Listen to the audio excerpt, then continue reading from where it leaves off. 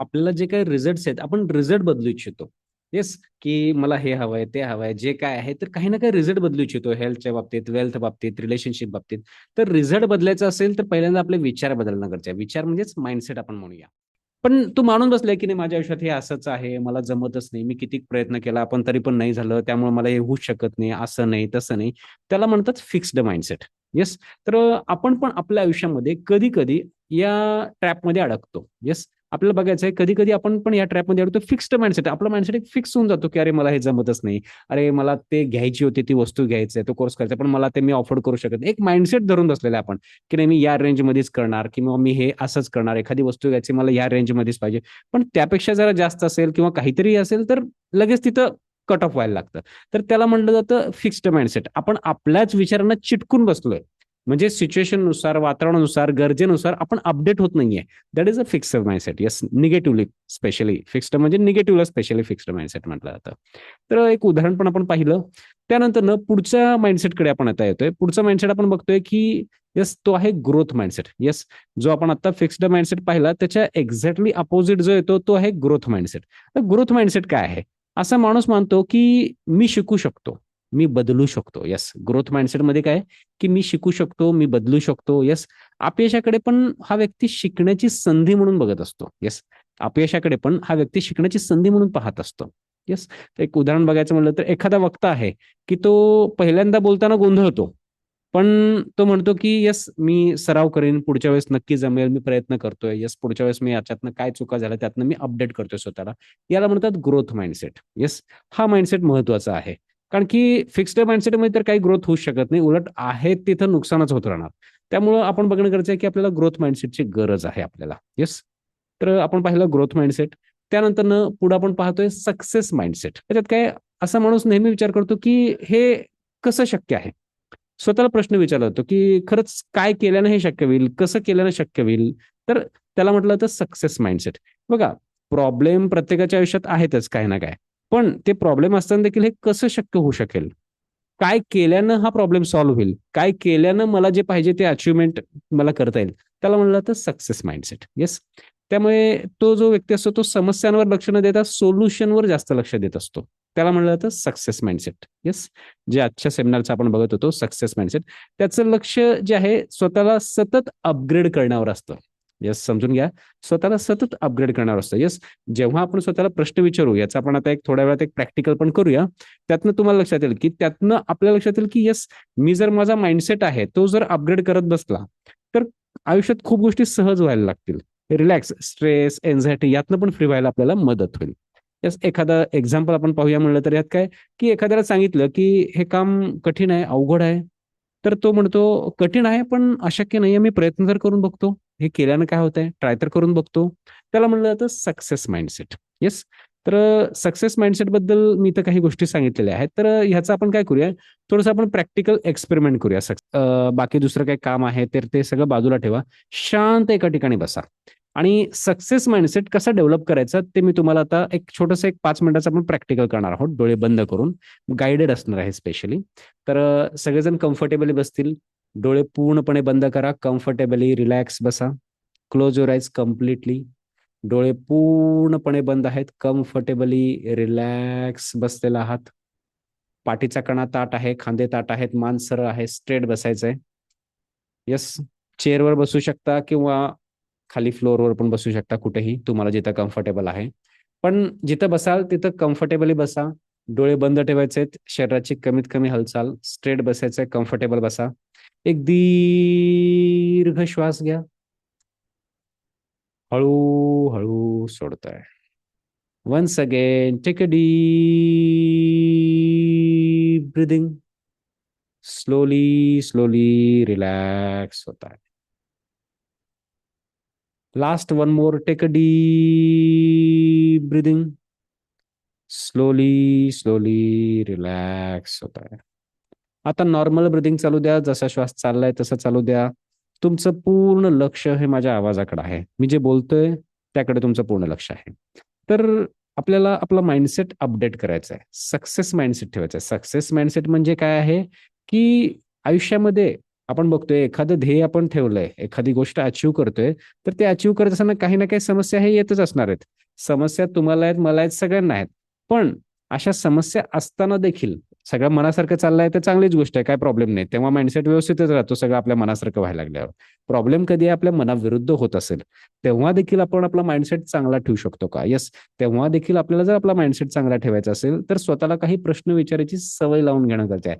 हा विचारांचा जो माइंडसेट आहे पर्टिक्युलरली आपला जो सेट ऑफ पॅटर्न्स आहेत, हे चेंज होणं गरजेचं आहे. हे चेंज करण्यासाठी तुम्हाला स्वतःला प्रश्न विचारायचा आहे. तर तुम्ही बघा तुमच्या आयुष्यात एक्झिस्टिंग जे काही तुमचं गोल आहे, जे काही तुमचं आउटकम आहे, की भले ते पैशांच्या बाबतीत असेल, हेल्थच्या बाबतीत असेल, नातेसंबंध किंवा आणखी कुठल्याही कामाच्या बाबतीत असेल. तर तुम्ही ते बघा, ते जे काही तुमचं ध्येय आहे त्याकडे पहा. ते तुम्ही अचीव्ह करायला लागलाय बरोबर आहे. पण ते अचीव्ह करत असताना तुम्हाला बऱ्याच अडचणींचा सामना करावा लागत आहे. काही प्रॉब्लेम्स येत आहेत. काही एक्सटर्नल प्रॉब्लेम्स आहेत. काही इंटरनल तुमचे ऑब्स्टॅकल आहेत. तर अशा प्रॉब्लेमची लिस्ट काढा पहिल्यांदा तुम्ही. येस. हे अचीव्ह करण्यामध्ये काय काय प्रॉब्लेम आहेत? 1 नंबर हा प्रॉब्लेम, 2 नंबर हा प्रॉब्लेम आहे. ठीक आहे. 3 नंबर हा प्रॉब्लेम. जे काय वाटतंय 2-3 प्रॉब्लेम आहेत, जे काय तुम्ही ऑब्स्टॅकल फेस करताय करंटली आता सध्या. तर आता ह्या ऑब्स्टॅकल बद्दल तुम्हाला स्वतःला प्रश्न विचारायचा आहे. येस. की पहिलं ऑब्स्टॅकल जे आहे, येस, स्वतःच्या मनात आठवा. पहिलं ऑब्स्टॅकल, पहिलं अडथळा काय आहे ते ध्येय अचीव्ह करण्यासाठी. तर हे जो अडथळा आहे, तर ह्या अडथळ्यावर मी कशी मात करू शकतो? काय केल्यानं मी हा प्रॉब्लेम सॉल्व्ह करू शकतो? कसं शक्य आहे, की हा प्रॉब्लेम कसं मी सॉल्व्ह करू शकतो? स्वतःला प्रश्न विचारा. पहिल्यांदा प्रश्न विचारल्यावर वाटेल का हा एक नॉर्मल प्रश्न आहे, पण तुम्ही विचारत राहा. कारण की विचारल्यानंच तुमच्या आतून त्याचा आन्सर यायला चालू होईल. तुम्हाला आश्चर्य वाटेल, की सिन्सिअरली जे ही एक्सरसाइज सिन्सिअर करतील, त्यांना ही एक्सरसाइज यायला खूप आश्चर्य वाटेल, की अरे मी हे सोल्युशन विचारच केलं नव्हतं. म्हणजे अक्षरशः इतके नवीन-नवीन सोल्युशन्स तुमच्या आतच आहेत. ते हळू बाहेर यायला लागतील. येस. काय केल्यानं हा प्रॉब्लेम सॉल्व्ह होईल, जेणेकरून मला हे जे अचीव्ह करायचं आहे हेल्थ, वेल्थ, रिलेशनशिपच्या बाबतीत, ते मी सहजतेने अचीव्ह करू शकेन. काय सोल्युशन आहे ह्याच्यासाठी? काय करणं गरजेचं आहे? प्रॉब्लेम येऊ नये असं विचार करणं अनरिअलिस्टिक आहे. रिअलिस्टिक राहा. प्रॉब्लेम येत असणार आहेत, आपल्याला त्याच्यावर मात करायची आहे. प्रॉब्लेम येतच असणार आहेत, पण आपल्याला त्याच्यावर मात करायची आहे. येस, त्याचं सोल्युशन काढायचं आहे. तर हे जे पहिलं प्रॉब्लेम आहे, त्याचं काय सोल्युशन असू शकतं? काय वाटतंय तुम्हाला? काय केल्यानं हा प्रॉब्लेम सॉल्व्ह होईल?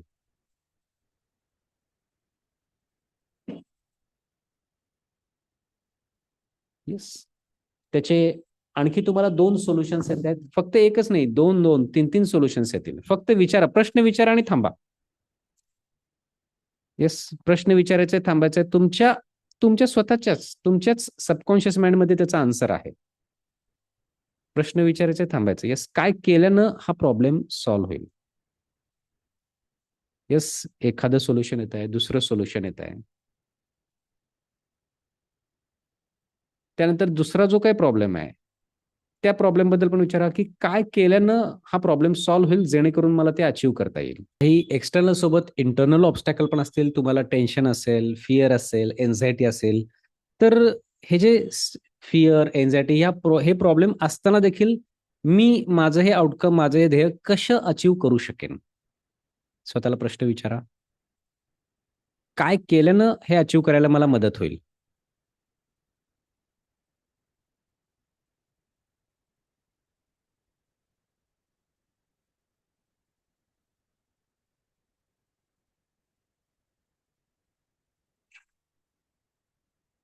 आणि तुम्ही पाहताय स्वतःला, की ते तुम्ही अचीव्ह करायला लागलाय. तो प्रॉब्लेम सॉल्व्ह होतोय आणि तुम्ही तो जो तुमचा ध्येय आहे, तुमचं जे आउटकम आहे, ते तुम्ही अचीव्ह करताय.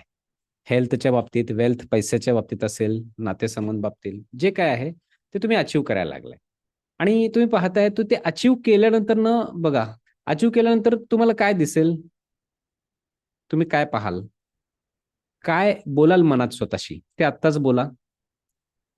ते आउटकम अचीव्ह केल्यानंतर काय पाहाल ते आत्ताच पहा. मनात स्वतःशी काय बोलाल ते आत्ताच बोला. आणि काय फील कराल ते आत्ता या क्षणाला फील करा.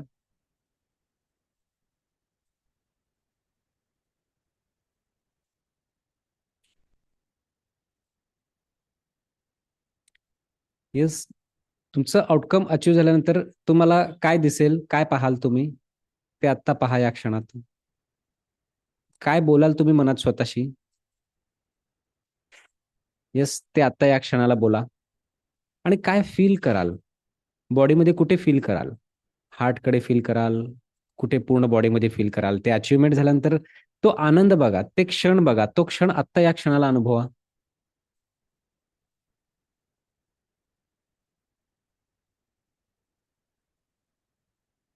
बघा कसं फील होतंय. तो आनंद फील करा. पुढच्या काही क्षणात आपण डोळे उघडणार आहोत. तो आनंद फील करताय, ते अचीव्ह झाल्यानंतर काय फील होतंय? ही फिलिंगच महत्वाची आहे, हे भावनाच महत्वाची आहे. तुम्ही बाहेरून काय शब्द वापरताय त्यापेक्षा जास्त महत्वाचं काय आहे, तुम्ही काय फील करताय. कारण की हे फिलिंगच जे आहेत, या भावनाच जे आहेत, ह्याचेच तुमच्या बॉडीतनं व्हायब्रेशन इमिट व्हायला लागतील. तुम्ही जे फील करताय, पॉझिटिव्ह फील करताय आता या क्षणाला, तर तुमच्या बॉडीतनं पॉझिटिव्ह व्हायब्रेशन्स इमिट होत आहेत. आणि ती जी काही गोष्ट आहे ती कुदरतमधनं, नेचरमध्ये ही गोष्ट तुमच्या आयुष्यात यायला लागली आहे. हे अदृश्यमध्ये हे दिसत नाहीये, पण हे व्हायला लागलेलं आहे. येस, आपल्या बॉडीतनं व्हायब्रेशन इमिट होतात. इलेक्ट्रिसिटीला आपण पाहू शकत नाही, दिसत नाहीये ते. इलेक्ट्रिसिटी दिसत नाहीये, पण ती असते. तसंच आपण जेव्हा पॉझिटिव्ह विचार करतो, पॉझिटिव्ह फील करता या क्षणाला, हे पॉझिटिव्ह फील केलं की आपल्या बॉडीतनं एक पॉझिटिव्ह व्हायब्रेशन्स इमिट होतात. जे तुम्हाला फिलिंग व्हायला लागले, बॉडी फिलिंग की पॉझिटिव्ह फील, ह्यातनंच पॉझिटिव्ह व्हायब्रेशन इमिट व्हायला लागलेत. हे होऊ द्या. आणि ती गोष्ट सहजासहजी लवकरात लवकर तुमच्याकडे यायला मदत होईल. तर आता दोन्ही हात एकमेकांवर रब करायचेत, घासायचेत आणि डोळ्यांवर ठेवायचंय आणि अलगदपणे, हळुवारपणे, कम्फर्टेबली डोळे उघडा. आणि डोळे उघडल्यानंतर अनम्यूट करा आणि शेअर करा की तुम्हाला काय वाटलं? हा जो एक्सपेरिमेंट तुम्ही केलात, ह्या एक्सपेरिमेंटचा तुम्हाला काय अनुभव आला? अनम्यूट करून शेअर करू शकता किंवा चॅट बॉक्समध्ये शेअर करा, कसंही.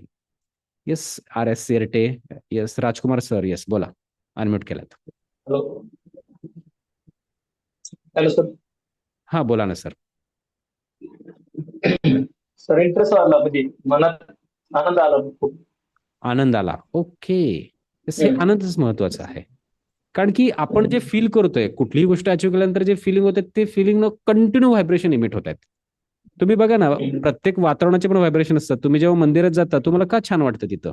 कारण की ते वातावरण जे आहे ते पवित्र वातावरण आहे. तिथं सगळेजण पॉझिटिव्हच विचार करतात. तिथं जी काही देवाची मूर्ती आहे, तिथं जे काही सगळे मंत्रोच्चार होतात, तर ते पॉझिटिव्ह वातावरण आहे. त्याचा देखील आपल्यावर इम्पॅक्ट होतो.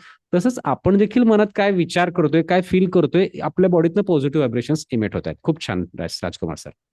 मेडिटेशन छान होतं. अनुभव म्हणजे की डोळे बंद करून म्हणजे आपण एक यशस्वी होतोय किंवा चाललोय त्या मार्गावर असं थोडंसं फील होत होतं. मध्ये लक्ष डायव्हर्ट होत होतं सूचनांकडनं. हम्म. मेडिटेशनची जास्त काळ सवय म्हणजे नाहीये एवढी. तर इकडे हम्म. तिकडे जातं मन. पण परत मग तुमच्या सूचनांकडे लक्ष लागत होतं मध्ये. ओके, खूप छान, खूप छान. तर आता हे जे आपण केलोय छोटीशी एक्सरसाइज, आपल्याला वाटतंय काय सिंपल आहे असं वाटतंय, एवढं नॉर्मल, पण हे इतकं पॉवरफुल आहे. तुम्हाला सांगतो, हे जर तुम्ही करत राहिलात, तुमच्या बॉडीतनं पॉझिटिव्ह व्हायब्रेशन्स कंटिन्युअसली रोज इमिट व्हायला लागतील.